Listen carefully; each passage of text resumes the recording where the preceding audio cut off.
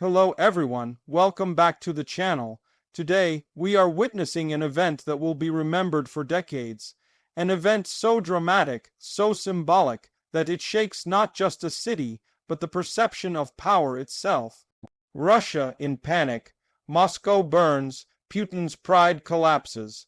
For years, Moscow has stood as the unshakable heart of Russian authority. It is not just the capital, it is the seat of decision-making, the stage where Russian power performs, and the symbol of a system built on control and fear. From the Kremlin towers to the sprawling government complexes, Moscow has been portrayed as untouchable. It has been the visual and psychological anchor of Vladimir Putin's promise that under his leadership, Russia is strong, secure, and invulnerable. That promise has now been shattered. The flames rising over Moscow are not merely fire. They are a message of vulnerability, of exposed weakness, and of humiliation at the very center of power.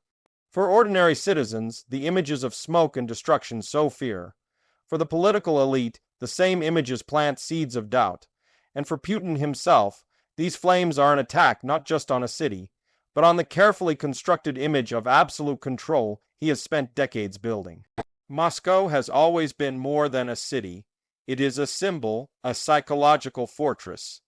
Its streets and buildings have witnessed centuries of Russian history, from the reign of the Tsars to the rise and fall of the Soviet Union, and now to the era of Putin. The Kremlin itself is not simply a government complex. It is a monument to authority, pride, and national identity. To see it threatened, engulfed in flames, is to see the symbolic heart of Russia in jeopardy. For Vladimir Putin, perception is everything. His power relies on the image of the strongman, the strategist, the protector who never falters. He built his rule by projecting certainty, decisiveness, and invulnerability. When that image cracks, the consequences are profound. Because authoritarian systems survive on belief that the leader is infallible, that the system is unbreakable, and that the people have no choice but to obey. When Moscow burns, that belief is challenged. The psychological impact on the Russian people is immense. For years, the narrative has been simple. Hardship is temporary, sacrifice is necessary, but security is guaranteed. The chaos of the 1990s was gone. Russia was back. Under Putin, the state promised order, protection, and pride. The cost was obedience, but obedience came with the comfort of stability. Now that comfort is gone. Smoke rising over the Kremlin, sirens echoing through streets, and flames licking government buildings are visual proof that the system is not invulnerable. Ordinary Russians begin to ask dangerous questions. How did this happen? Why was Moscow not protected? If the center is vulnerable, what does that say about the rest of the country?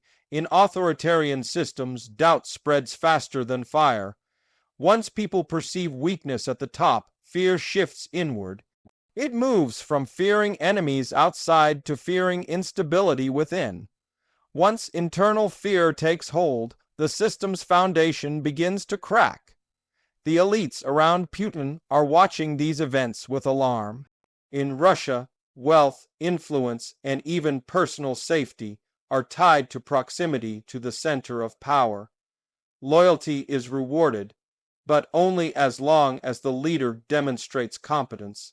When competence appears compromised, loyalty becomes conditional. Behind closed doors, officials are calculating risks, assessing blame, and considering their own futures. In such moments, the threat to a regime often comes from within rather than from the street. History shows us that authoritarian regimes rarely fall solely due to popular uprising. They collapse when the elite loses faith, when insiders no longer trust the leader to protect their interests, and when fear replaces certainty. Moscow in Flames accelerates that process. The damage is not just physical, it is psychological, symbolic, and strategic. Internationally, the consequences are equally significant. Russia projected itself as a global power, capable of deterring attacks, controlling escalation, and protecting its capital. That image influenced diplomacy, alliances, and military calculations worldwide. Now the strike on Moscow challenges that perception. Allies question reliability, rivals reassess risks, and neutral countries reconsider their positions. The narrative of untouchable power has been broken. The credibility of any state rests not only on its military strength, but also on its ability to protect its own territory. Moscow on fire is evidence that even the heart of Russian authority is vulnerable. Influence diminishes quietly, but consistently when perceived competence is damaged. For Vladimir Putin personally, the strike represents profound humiliation. Strongmen fear humiliation more than defeat. Defeat can be rationalized, explained away, or postponed. Humiliation, however, is public, symbolic, and enduring. It invites challenge. It undermines the myth of invincibility. Putin's identity as a leader who cannot be touched has been directly attacked. The Kremlin will respond swiftly. There will be investigations, controlled media narratives, arrests, and public statements intended to restore confidence. But controlling the story has limits. Images of fire and destruction cannot be unseen. The psychological impact cannot be erased. Once people know the capital is vulnerable, the perception of absolute security is gone. This event also exposes the risks inherent in extreme centralization of power. When decisions are concentrated in the hands of one individual, mistakes become systemic. Warnings are filtered, dissent is silenced, and reality becomes distorted. Leaders insulated from truth cannot correct course until crisis strikes.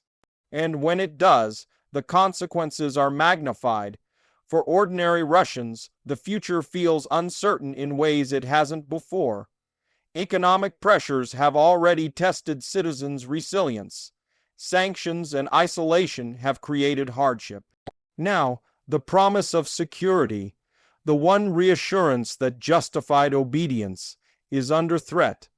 Fear spreads not only of external threats, but of internal instability, creating a climate of anxiety and mistrust. This situation also highlights the fragility of propaganda-based authority. When loyalty is maintained through fear and myth, the sudden failure of that myth causes shockwaves. People begin to question the system. Conversations that were once private or forbidden now become possible. Doubt spreads silently, undermining obedience even without open protest. For Putin, the coming days will be critical. Strongmen survive by projecting strength, but Moscow on fire has exposed vulnerability. Escalation carries risks. De-escalation risks appearing weak. Every move will be scrutinized, and every decision carries consequences for both the regime and the leader personally. This is not just a story about fire. It is a story about perception, power, and pride. The symbolic collapse of the Kremlin, the exposure of vulnerability, and the public humiliation of one of the world's most powerful leaders are events that will reverberate far beyond Russia. They will be studied, analyzed, and remembered. Moscow in Flames is a turning point. It marks the day the illusion of invulnerability was broken, the day the narrative of absolute control failed, and the day Vladimir Putin's pride collapsed. What comes next is uncertain, but uncertainty is precisely what authoritarian power fears most. Once people realize that the center is not untouchable, the range of possible outcomes expands dramatically. This moment is a reminder that power is fragile, authority is symbolic, and perception is as important as military might. Moscow burns not just as a city, but as the image of an untouchable leader. The world is watching, the elites are calculating, and the citizens are questioning. The pride of the Kremlin has been shattered, and what follows may reshape Russia forever. Thank you for watching. Stay informed, stay alert, and I'll see you in the next video.